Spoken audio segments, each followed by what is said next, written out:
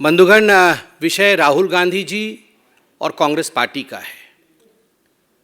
जब हिंदुस्तान में G20 की मीटिंग चल रही है, उस समय राहुल गांधी जी का जो व्यवहार ब्रिटेन के कैम्ब्रिज में रहा है, वह देश से छिपा नहीं है। और कोई पहली बार राहुल गांधी जी ने विदेशी यूनिवर्सिटी में या विदेश में जाके हिंदुस्तान के खिलाफ कहा हो, ऐसा भी नहीं है। किंतु विषय आज गंभीर इसलिए बनता है, जहां विश्व के सबसे ताकतवर 20 देश हिंदुस्तान में मौजूद हैं। आज भारतवर्ष होस्ट है। भारतवर्ष G20 का अध्यक्षता कर रहा है। नरेंद्र मोदी जी के नेतृत्व को पूरा विश्व उनके नेतृत्व का लोहा मान रहा है, और हम धन्यवाद भी करेंगे और उचित भी है। न केवल ये 20 देश अपितु समग्र विश्व के तमाम देश आज हिंदुस्तान को एक ब्राइट स्पॉट के रूप में देख रहे हैं और मुक्त कंठ से भारत की भूरी भूरी प्रशंसा कर रहे हैं। इटली की प्रधानमंत्री ने तो कहा कि Narendra Modi ji is one of the most lovable personalities in the whole world. कोई ऐसा देश नहीं बचा है जो ये नहीं कह रहा है कि हिंदुस्तान ब्राइट स्पॉट नहीं है। सारे देश के राष्ट्राध्यक्ष हिंदुस्तान के वर्तमान और हिंदुस्तान भविष्य में किस प्रकार का किरदार रहेगा, इस विषय को लेकर बड़े स्पष्ट रूप से अपने विषय को रख रहे हैं। यहां तक बातें की जा रही है कि रूस और यूक्रेन के बीच में जो युद्ध चल रहा है, यदि उसमें भी हस्तक्षेप करना है, उसे भी रोकने की क्षमता किसी में है, तो तमाम देश हिंदुस्तान की तरफ देख रहे हैं और नरेंद्र मोदी जी से इस विषय में बातचीत कर रहे हैं। कहने का तात्पर्य है कि एक तरफ India and the brightness with which India is moving, और दूसरी तरफ जहां पूरा विश्व हिंदुस्तान के लिए आज अच्छे शब्दों का प्रयोग कर रहा है, वही हिंदुस्तान का प्रमुख विपक्षी पार्टी और उस विपक्षी पार्टी के प्रमुख नेता राहुल गांधी जी विदेश में बैठकर कह रहे हैं हिंदुस्तान बर्बाद हो गया है। हिंदुस्तान में लोकतंत्र शेष नहीं रहा। हिंदुस्तान की जुडिशियरी फेल्ड जुडिशियरी है। हिंदुस्तान का मीडिया बिका हुआ मीडिया है। हिंदुस्तान आज एक ऐसा देश नहीं है जहां आप जाके इन्वेस्ट कर सके। बंधुगण, सोचिए, आज तमाम कंपनियां पूरे विश्व से वो हिंदुस्तान में आकर निवेश करना चाहते हैं, हिंदुस्तान में इन्वेस्ट करना चाहते हैं। यहां तक कि चीन से कंपनियां छोड़ करके भारतवर्ष में निवेश करने के लिए, इन्वेस्ट करने के लिए आ रही है। यह पहली बार 70 वर्षों में हुआ है।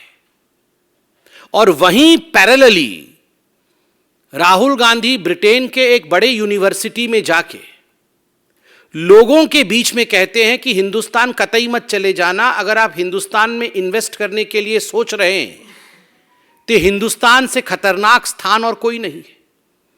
यदि किसी प्रकार की परेशानी हो जाएगी तो जुडिशियरी आपकी सुनेगी नहीं, क्योंकि जुडिशियरी कॉन्स्ट्रेंट में है, कॉम्प्रोमाइज्ड हो चुकी है।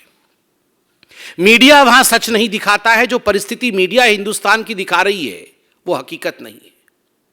हिंदुस्तान में लोकतंत्र डेंजर में है और लोकतंत्र समाप्ति की ओर है। यह संदेश विश्व के एक बड़े प्लेटफॉर्म में खड़े होकर राहुल गांधी पूरे विश्व को देने की कोशिश कर रहे हैं। मुझे तो आश्चर्य हो रहा है। वैसे तो लोग जानते हैं, विश्व भर में लोग जानते हैं राहुल गांधी क्या है, कितना विश्वास करना है, कितना विश्वास नहीं करना है। मगर एक पल के लिए जरा आंख बंद करके सोचिए, जिस पाकिस्तान ने भी हिंदुस्तान के विषय में यह सब कहने से कतराया है, हिम्मत नहीं करता है पाकिस्तान ग्लोबल फोरम में खड़े होकर यह कहे कि इंडिया की जुडिशरी कॉम्प्रोमाइज्ड है, इंडिया में डेमोक्रेसी नहीं है, इंडिया की मीडिया बिकी हुई मीडिया है। वो राहुल गांधी जाके आज वर्ल्ड प्लेटफॉर्म में इंडिया को इस प्रकार से प्रेजेंट कर रहे हैं। और ठीक दूसरी तरफ राहुल गांधी जी के मैं स्लाइड्स को देख रहा था, प्रेजेंटेशन के स्लाइड को। प्रेस कॉन्फ्रेंस में 5 मिनट की देरी इसलिए हुई क्योंकि मैं 1 घंटे के राहुल गांधी के भाषण को अक्षरशः सुन के आया। वो कहते हैं कि चीन एक अलग किस्म का देश है, चीन सद्भावना चाहता है, चीन जो डेवलपमेंट कर रहा है, चाइना की जो कम्युनिस्ट पार्टी है वो हार्मोनी, कोट अनकोट, क्योंकि अंग्रेजी में उनका भाषण था, दे वॉन्ट हार्मनी, वो हार्मनी चाहती है। उन्होंने कहा कि मैंने पूछा कि क्या चीन एक राष्ट्र है, इज चाइना अ नेशन? तो किसी ने उन्हें चाइना एक नेशन क्यों है वो समझाया कि चाइना में येलो रिवर है और येलो रिवर ही चाइना को एक नेशन के रूप में बांधती है। जब चाइना येलो रिवर के उफान को कंट्रोल कर लेती है तो चाइना महान बन जाती है और चाइना एक राष्ट्र बन जाता है। राहुल गांधी ने येलो रिवर देखा, ठीक बात है, मगर राहुल गांधी जी को इतने बड़े यात्रा करने के बाद गंगा नहीं दिखी। राहुल गांधी जी गंगा नहीं देख पाए और हिंदुस्तान एक राष्ट्र है ये वो मानते नहीं है। वो वहां भी जाके कह रहे थे कि एक एग्रीमेंट है, एक समझौता है, India is an agreement. China harmony चाहती है, वहां नेशनलिज्म है क्योंकि वहां येलो रिवर है, गंगा उन्हें दिखा नहीं क्योंकि देखने की कोशिश नहीं की। मुझे आश्चर्य है, राहुल गांधी विदेश की भूमि में जाकर कहते हैं कि हम ऑपोजिशन के लीडर हैं, हमें बोलने नहीं दिया जाता है। वो वहां कहते हैं कि हमारे टेलीफोन के अंदर पेगासस छोड़ दिया गया है और केवल मेरे ही नहीं, विपक्ष के तमाम जो लीडरान हैं उन सब के मोबाइल फोन के अंदर पेगासस था और उन्हें इंटेलिजेंस ऑफिसर, जो इंटेलिजेंस ऑफिसर राहुल गांधी जी के मोबाइल में पेगासस छोड़कर उनकी बातों को सुन रहे थे, उन्हीं इंटेलिजेंस ऑफिसर्स ने राहुल गांधी को फोन करके कहा, अरे यहां वहां की बात मत करना, ये जो आप लेन देन की बातें करते हो ना वो सब रिकॉर्डिंग हो रही है क्योंकि हमने तुम्हारे में पेगासस लगा दिया है। राहुल जी, ये पेगासस लगा दिया था, सुप्रीम कोर्ट ने जांच कमेटी बैठाई, जांच कमेटी ने कहा आप अपने अपने मोबाइल दीजिए, हम जांच करके देखते हैं उसमें पेगासस है कि क्या है। क्यों नहीं दिया? क्यों नहीं दिया अपना मोबाइल? आपने ना आपने अपना मोबाइल जांच करने के लिए दिया, ना किसी ने आपके पार्टी में से अपने मोबाइल को जांच करने के लिए दिया, और जाके कैम्ब्रिज में कह रहे हैं कि हमारे मोबाइल के अंदर पेगासस है, हमारे मोबाइल में जासूसी हो रही है। राहुल जी, जासूसी कैसे होती थी और सरकारें जासूसी कैसे कराती थी, मैं उसका उदाहरण देता हूं। यूपीए 2 के अंदर याद करिए, वित्त मंत्री प्रणब मुखर्जी, बाद में जो महामहिम राष्ट्रपति बने, आदरणीय प्रणब मुखर्जी जी कह रहे थे मेरे कमरे को बग कराया है कांग्रेस पार्टी के एक बड़े मंत्री ने, चिदम्बरम साहब ने। सोनिया गांधी जी के कहने पर मेरे कमरे को बग कराया गया है और मैं जो बातें करता हूं वो सारी बातें सोनिया जी सुन लेती। ये तो आप अपने घर के अंदर कर रहे थे। 9000 फोन टैप होता था, यह तो आपने आरटीआई में रिप्लाई दिया है कि यूपीए 2 के कार्यकाल में 9000 फोन टैप होते थे और बाद में यह संख्या बढ़ के 1 लाख फोन और रोज 500 ईमेल पढ़े जाते थे जासूसी करके। ये तो आपने आरटीआई के माध्यम से और पब्लिक फोरम में मौजूद है। और तो और तत्कालीन प्रधानमंत्री डॉक्टर मनमोहन सिंह ने बिजनेस कम्युनिटी को एड्रेस करते हुए बड़े स्पष्ट रूप से कहा था, हां, देश की सुरक्षा के लिए हम फोन टेपिंग कराते हैं। आप फोन टेपिंग कराते थे, आप ईमेल चोरी चोरी चुपके चुपके पढ़ते थे, आप अपने मंत्रियों की बातों को सुनते थे, उनके कमरों को बग कराते थे, और यहां जांच होने के बावजूद अपने मोबाइल फोन को आपने सबमिट भी नहीं किया और जाके विदेश के भूमि में कहते हैं कि हमारे देश में खतरा है, हमारे देश में फोन टेपिंग होती है, हमारे देश में लोकतंत्र नहीं है। और मुझे दुख इस बात का है, जो लोग वहां ऑडियंस में बैठे थे कैम्ब्रिज में, उनमें से हमारे किसी सम्मानित सिख बंधु की तरफ हाथ करते हुए कहा उन्होंने कि आप तो सिख हैं, कि आप हिंदुस्तानी हैं? उन्होंने कहा हाँ मैं हिंदुस्तान से हूँ। फिर उन्होंने पूछा क्या आप मुस्लिम हैं? उन्होंने कहा हाँ। क्या आप हिंदुस्तान से? कहा हाँ। फिर कहते हैं कि हिंदुस्तान में सिख, ईसाई और मुसलमान जो हैं वो तो सेकेंड क्लास सिटीजन है, वो तो द्वितीय दर्जे के नागरिक हैं। आप सोच के देखिए, हिंदुस्तान को डैमेज करने के लिए, to destroy the fabric of India, Rahul Gandhi और गांधी परिवार किस कद तक नीचे गिर सकता है, कहां तक ये जा सकते हैं। मुझे आज सोचने के लिए मजबूर किया है वो 1 घंटे के स्पीच ने राहुल गांधी का। Is mister Gandhi acting as a agent? Hindustan को नीचे गिराने के लिए अगर कोई एजेंसी काम कर रही है, उस एजेंसी के एजेंट के रूप में कहीं राहुल गांधी ऑन पेरोल काम तो नहीं कर रहे हैं? क्योंकि ये जो सवाल मैंने पूछे हैं ये गंभीर है और ये सवाल खत्म नहीं हुए।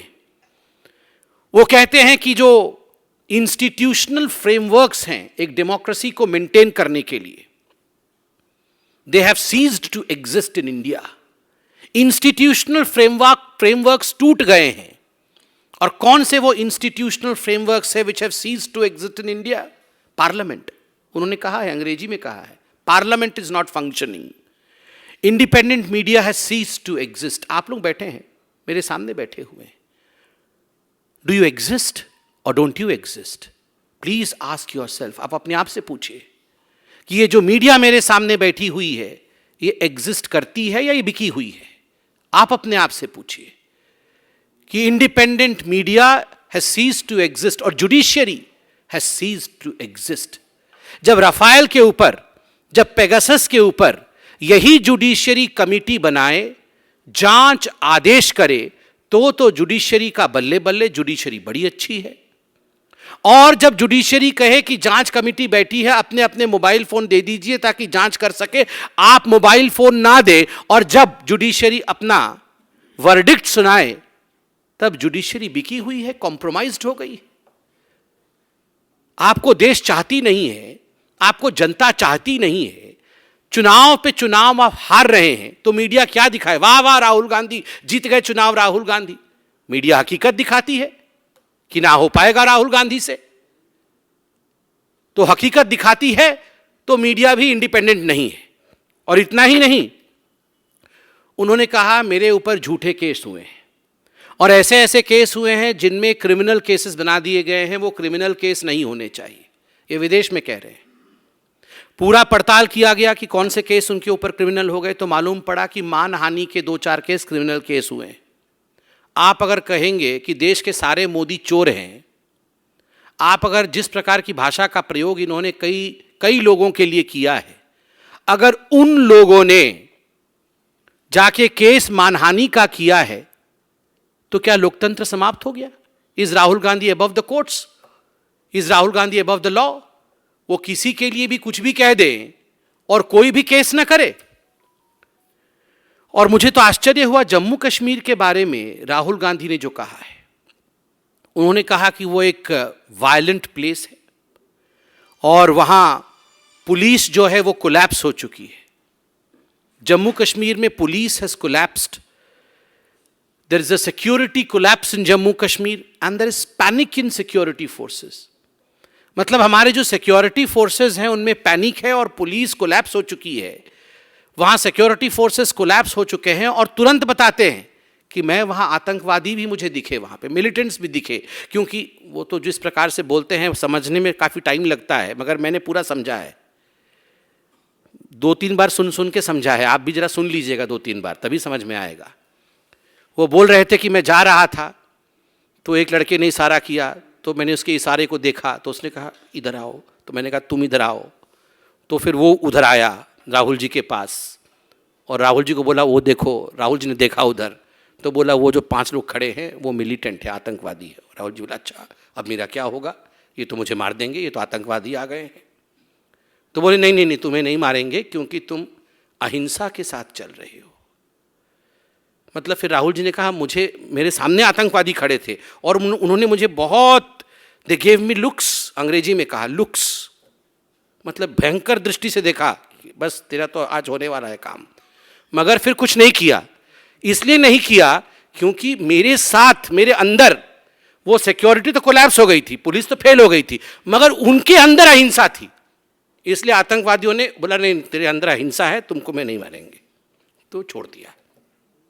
मतलब ये जो सिक्योरिटी फोर्सेस कोलैप्स हो गई, पुलिस तो कोलैप्स हो गई, मगर ये जो आतंकवादी बम फोड़ करके निर्दोष लोगों को मार रहे हैं पूरे हिंदुस्तान में, और जम्मू कश्मीर में जो निर्दोष लोगों की हत्या हुई, ये निर्दोष लोगों के साथ अहिंसा नहीं थी, इनके साथ हिंसा थी, तभी उनको मार दिया आतंकवादियों ने।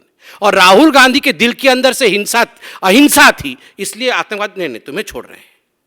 क्या बोलते हैं ये राहुल गांधी? विदेश में जाकर देश के खिलाफ इस प्रकार की भाषा का प्रयोग, इस प्रकार से देश बर्बाद हो गया है, इसका प्रस्तुतिकरण राहुल जी, मुझे माफ करिएगा मगर आज मुझे कहना पड़ रहा है, just because you are not a bright kid, that does not mean India is not a bright spot. Just because you are not the bright kid of your party, of your dynastic party, that does not imply that India is not a bright spot. The corollary is India is a bright spot, but you have failed to be the bright kid of your dynastic party, Rahul Gandhi. पहले आप bright बनने की कोशिश करिए। India is bright and India is doing good. Thank you so much. कोई प्रश्न हो तो अवश्य पूछे। देखिए, इसमें कोई दो मत नहीं है। जो कांग्रेस के बड़े नेता हैं, अब तो ये हकीकत है कि वो भी अपने दिल के ऊपर 100 टन का पत्थर रखकर ही राहुल गांधी जी के विषय में अच्छा अच्छा कहते होंगे। क्या उन्हें नहीं पता है राहुल गांधी क्या कर रहे हैं? वो भी राहुल गांधी जी के विषय में जब इस प्रकार की भाषण उनका कैम्ब्रिज में सुनते होंगे तो वो भी आपस में बोलते होंगे, गया ये 2-4 वोट भी जो आने थे वो भी खत्म हो गए, तो वो भी ऐसी बातें करते होंगे। और मैं तो दाद देता हूं साहब, ये कांग्रेस के जो बड़े बड़े नेता हैं, ये 100-100 टन के पत्थर रख के राहुल गांधी की बड़ाई करते होंगे। देखिए, जहाँ तक खड़गे जी का सवाल है, स्वाभाविक रूप से गांधी परिवार ने उन्हें अध्यक्ष बनाया है, तो राहुल गांधी जी के सारे विषयों में हाँ कहना बाध्यता है। शायद आदरणीय खड़गे जी भूल गए कि पेगासस का जो विषय है वो सुप्रीम कोर्ट में गया। सुप्रीम कोर्ट ने अपना निर्देश भी सुनाया है। अब सुप्रीम कोर्ट से बड़ा तो वो किसी को नहीं मानते ना। मुझे लगता है शायद कांग्रेस पार्टी को वो सुप्रीम कोर्ट से बड़ा नहीं मानते होंगे। धन्यवाद।